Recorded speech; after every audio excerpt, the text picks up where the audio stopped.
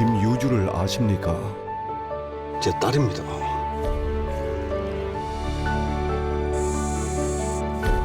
잃어버린 딸을 찾는다고요? 그거 찾는다고 난리 났어요. 유주 아버님이시죠? 이거 원래 유주 거예요. 자, 이름은 김혜관. 지금부터 이놈을 찾습니다. 저게 뭔지 몰라도 하나는 확실하다. 우리 딸 찾을 마지막 기회라니까. 차디찬 로봇이 여러분에게 잊을 수 없는 따뜻한 감동을 선사합니다. 이호재 감독, 이성민 주연의 영화 로봇 소리에 대해서 이야기 나눠보도록 하겠습니다. 안녕하세요. 당신은 누구십니까? 줄거리 소개하겠습니다. 주인공이 네. 그 해관이라고 하는 인물인데 어머니, 10년 전에 혹시 딸이 실종돼서 계속해서 보신 딸을 적 찾아다니는 그런 아주 피폐해진 사람입니다. 소리는 전 세계인들의 모든 통신을 감청하고 있는 임무를 띠고 있던 그런 로봇이었습니다. 네네. 근데 하늘의 위성에 이렇게 붙어 있다가 누군가 어떤 소녀로부터 SOS 그 신호를 감지를 하게 되죠. 그래서 그 소녀를 구해야겠다. 그래서 이제 지구로 이제 날아왔는데 하필 서해안, 한반도 서해안으로 떨어져서 예. 딸을 찾는 해관과 만나게 됩니다. 근데 이 로봇이 모든 소리를 다 기억하고 있기 때문에 소리를 통해서 누군가의 위치를 추적하는 비상한 능력을 가지고 네, 있습니다. 그래서 해관이 이 로봇과 함께라면 딸의 행방을 찾을 수 있겠구나 라는 그런 생각을 이제 가지고 이 로봇과 함께 동행을 하는 가운데 로봇을 수거하려고 하는 나사와 또 한국의 국정원의 추격을 따돌리는 그런 이야기를 이제 실어 나르고 있는 작품이죠. 굉장히 신선한 게 우리나라 영화로서는 아마 최초일 것 같은데요. 로봇이 주인공이에요. 로버트 태권브이라는 영화도 있잖아요.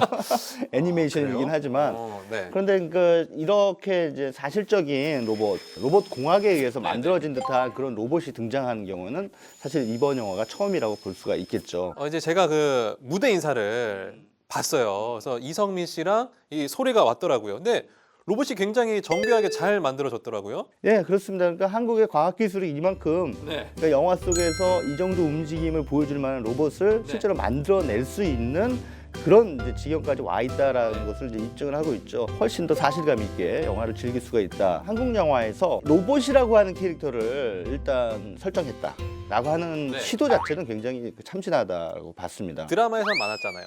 어떤 드라마? 로봇 연기. 괜찮아요? 많이 놀랬죠? 미안해요. 이 영화의 그 드라마 라인은 크게 두 축으로 흘러갑니다. 네네. 일단 로봇과 그다음에 주인공인 딸을 찾는 아버지 해관의 그 교감이죠. 그렇죠. 이 로봇과 해관이 서로 이렇게 나중에 점점 친해지는 그런 과정 속에서 하나의 드라마적인 감동을 만들어내고 있고, 두 번째 감동은 역시 그 해관이 자신의 딸을 찾는 해관의 그 애달픈 사연. 예. 딸과 어떻게 해서 헤어지게 됐고 딸은 왜 실종됐으며 지금 어디에 있는가라고 하는 그런 중요한 플롯을 또 한 축으로 밀고 나갑니다. 네. 한 인물은 로봇이잖아요. 이게 두 사람의 좀 뭔가 조화라든지 이런 게 좀 잘 어우러져야 감동이 배가 될 텐데 두 역할의 그 조합은 어땠나요? 어색하거나 이러진 않았나요? 그 영화 속에서 이성민 씨는 뭐 자기 몫을 단단히 잘 해주고 있고, 네. 그래서 사실 로봇하고의 연기라는 게 쉬운 일은 아니죠. 쉽지가 않죠. 근데 로봇의 그 미세한 움직임이라든가 이런 것들이 그 이효재 감독이 굉장히 연출을 잘했어요. 네. 그래서 로봇도 잘 만들었고 또 로봇이 뭐 살짝 또 웃겨요. 많이 웃겨요. 예. 로봇이 별거 아닌 어떤 동작을 통해서 굉장히 다양한 감정들을 표현해 주거든요. 네. 인공지능 로봇과 해관이라고 하는 네. 인물 간의 인간적인 교감, 이것이 임팩트를 가질 수 있는 요소였는데 그것을 성공적으로 잘 뽑아냈다. 그래도 좀 저희가 또 냉철한 영화 프로다 보니까 이 영화의 좀 아쉬운 점 이런 것들은 뭐가 있을까요? 대립자로 나오는 국정원이라든가 뭐 나사라든가 뭐 이 로봇을 수거하려고 하는 그런 사람들이 막 쫓아오잖아요. 열심히 쫓아오죠. 열심히 쫓아오는데 너무 엉성해. 그 쫓아오는 과정이. 예. 그래서 사실 이거 로봇하고 그냥 평범한 딸을 잃은 아버지 한 명 못 잡아가지고 그렇게 난리를 치는데 그거 자체가 약간 좀 설득력이 좀 부족한 부분이 있어요. 예. 그러면 로봇 소리에 대한 그 한 줄 평과 엄지 평점 확인해 보도록 하겠습니다. 먼저 엄지 평점부터 확인해 볼게요. 엄지 평점 들어 주시죠. 오. 이 영화의 한 줄 평을 말씀드리면 네. 새로운 도전은 항상 옳다. 알겠습니다. 지금까지 로봇 소리였습니다. 재미없습니다.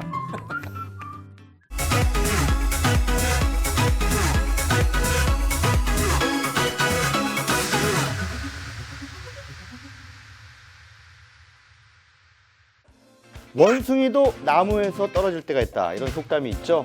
한 분야에 아무리 통달한 사람이라고 할지라도 실패를 맛보는 그런 경우가 있다는 그런 얘기죠. 영화 배우의 경우에도 마찬가지입니다. 아무리 스타 배우라고 할지라도 성공작이 있다 하면 또 실패작도 있기 마련입니다. 자, 오늘 까칠한 시선에서는 괜히 인기 배우들의 실패작들을 살펴보도록 하겠습니다. 괴물이나 변호인 등 두 편의 천만 영화에 출연한 한국 최고의 인기 배우죠. 역시 송강호를 제일 먼저 거론할 수밖에 없을 것 같은데요. 사실상의 첫 주연작이었던 지난 2000년의 공동경비구역 JSA부터 최근작 사도까지 15년이 넘는 시간 동안 흥행 배우로서의 굳건한 입지를 다져왔는데요. 자, 그런데 송강호라고 할지라도 모든 작품이 다 성공한 건 아닙니다. 유하 감독이 연출하고 이나영과 함께 호흡을 맞췄던 이 영화 하울링이 대표적인 송강호의 실패작이죠. 사람을 물어죽이는 늑대개를 쫓는 강력계 형사가 그가 맡은 역할이었는데요. 평단의 혹평은 물론이고 흥행도 손익분기점을 간신히 넘기는데 그치고 말았습니다. 지난 2011년에 개봉했던 이현승 감독의 푸른 소금 역시 송강호의 실패작 가운데 한 편입니다. 이 영화에서 전설적인 조직 보스 역을 맡은 송강호는 심세경과 함께 호흡을 맞췄는데요. 관객 수는 77만 명. 그야말로 처참한 흥행 성적표를 받아들고 말았죠. 따지고 보면 박찬욱 감독의 박쥐라는 영화도 그렇긴 하죠. 김옥빈과 넘어서는 안 될 선을 넘고 마는 사제 역을 맡았었는데요. 관객 수는 223만 명. 박찬욱, 송강호의 조합이라는 걸 고려한다면 신통치 않은 흥행 성적이었죠. 자, 송강호와 더불어 충무로 연기파 쌍두마차를 이루고 있는 김윤석의 경우는 어떨까요? 그 역시 흥행 실패작이 있습니다. 대표적인 영화가 바로 지난 2014년 여름에 개봉해서 초라한 흥행 성적을 내고만 대무라는 작품이었죠. 김윤석은 이 영화에서 인간의 잔인한 면모를 드러내는 전진호의 선장으로 열연을 펼쳤는데요. 그러나 그 열연은 147만 명이라는 민망한 흥행 성적 때문에 빛이 바래고 말았습니다. 천만 영화인 국제시장과 베테랑, 최근작 히말라야 등 그야말로 히트작 제조기로 요즘 가장 핫한 배우로 떠오른 한정민. 실패작이 있습니다. 강호석 감독이 연출한 전설의 주먹이라는 작품 기억하시나요? 왕년에 한 주먹 했지만 지금은 국수집을 운영하며 소박하게 살아가던 인물이 TV 리얼리티 쇼에 출연하기 위해 다시 링 위에 오른다는 이야기였죠. 그답게 살신 성인의 연기를 펼쳤지만 손익분기점의 반타작 정도에 그치는 관객을 모으며 흥행 실패하고 말았습니다. 황정민이 기자로 나왔던 모비딕이라는 작품의 흥행 성적은 더욱 처참했습니다. 관객수 43만 명. 이준익 감독의 영화 구름을 벗어난 달처럼에서는 맹인 건비극으로 등장했지만 관객들의 반응은 역시 뜨뜻미지근했고요. 앞서서 무려 전지현과 함께 나왔던 슈퍼맨이었던 사나이 역시 55만 명이라는 민망한 흥행 성적을 내고 말았습니다. 충무로에 내노라 하는 스타 배우들도 이렇게 작품에 따라서 기복이 심하다는 것을 확인할 수가 있었습니다. 네, 제 아무리 스타 배우라고 할지라도 이 작품의 완성도 그리고 기획의 참신함과 맞물려야 이 티켓 파워가 제대로 빛을 발할 수 있다는 것을 우리가 알 수가 있는 거죠.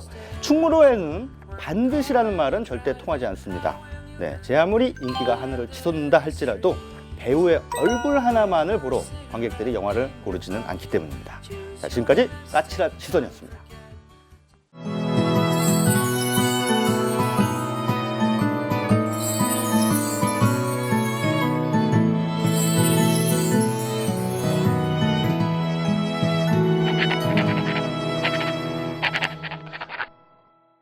안녕하세요. 다락영화방 강승화입니다. 살아왔던 지난 날을 되돌아본 경험 있으신가요? 나는 지금까지 잘 살아온 걸까? 주변 사람들에게 나는 과연 어떤 사람일까? 이런 질문을 스스로 던져본 일 누구에게나 한 번쯤 있을 것 같은데요. 오늘 지난 삶을 되돌아보게 하는 영화를 소개할까 합니다. 다락영화방 네 번째 상영 영화 나의 첫 번째 장례식입니다. 40번째 생일을 맞은 주인공 윌. 하지만 가족들은 윌의 생일을 까맣게 잊은 듯합니다. 윌의 직업은 토끼탈을 쓰고 연기하는 어린이 프로그램 배우인데요. 생일을 기억하는 사람이 없는 것도 서러운데 담당 PD는 올해 40살의 윌에게 더 귀엽게 연기하라는 무리한 주문을 합니다. Today is my birthday. It's Friday the 13th. It's my 40th birthday. It's the big 4-0. 파를 주체하지 못하고 밖으로 나온 윌. 어이없게 차까지 도난당하고 마는데요. 속상한 마음에 친구 라드의 집에서 생일을 보내게 됩니다. 그런데 다음 날 아침 뉴스에서 입이 떡 벌어지는 소식이 들려옵니다. The death of our colleague Will Wilder in a chain reaction head-on collision with an oil tanker on the Long Island Expressway last night. Police are investigating the cause of the accident, in which the Wilder car was seen on the wrong side of the highway, traveling at a high rate of speed. 윌은 갑자기 호기심이 발동합니다. 자신의 장례식에 가보고 싶어진 건데요. Everyone dreams of going to their own funeral. How many people really get the chance? Have you thought about your wife, your daughter, your friends? Because we're in shock right now and you're fantasizing about your own funeral. I bet they don't even show up. They forgot my birthday, didn't they? My 40th birthday. 인도 사람 BJ로 변장한 윌. 장례식에서 지인들에게 충격적인 말을 듣게 됩니다. Oh, you. Oh, pretending he was so special. And he wasn't. No, just a big baby. Very egocentric. Very. Even in the sack, it was like he was a frustrated, self-involved loser. You ask anyone here, they'll tell you. 공자는 이런 말을 했습니다.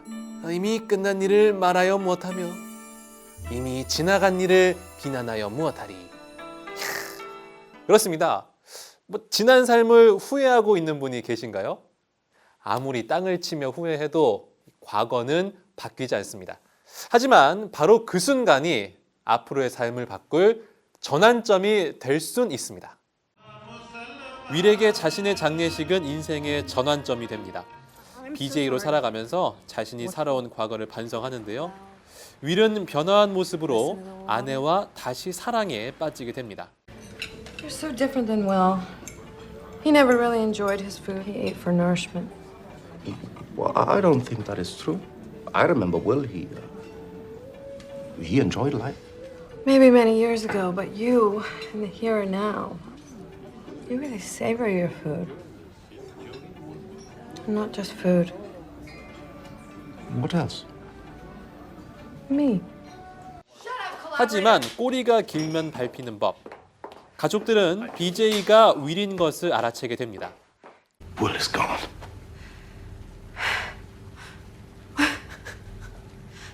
I know he hurt you. But that is over now. I love you. 윌은 자신의 원래 삶을 버리기로 결심합니다. 사람들이 모두 좋아하는 그리고 자신까지 사랑하게 된 BJ라는 이름으로 윌은 다시 새롭게 태어납니다. 후회로 가득한 지난 과거를 떠나보내는 것. 영화 속 장례식의 진짜 의미가 아닐까요? 자, 아직 늦지 않았습니다. 여러분에게도 지난 삶의 오점, 후회들이 있다면 오늘 다 그냥 묻어버리시고 새로운 모습으로 다시 태어나는 건 어떨까요? 제2의 인생을 시작할 여러분들을 응원하면서 다른 영화방 마칩니다.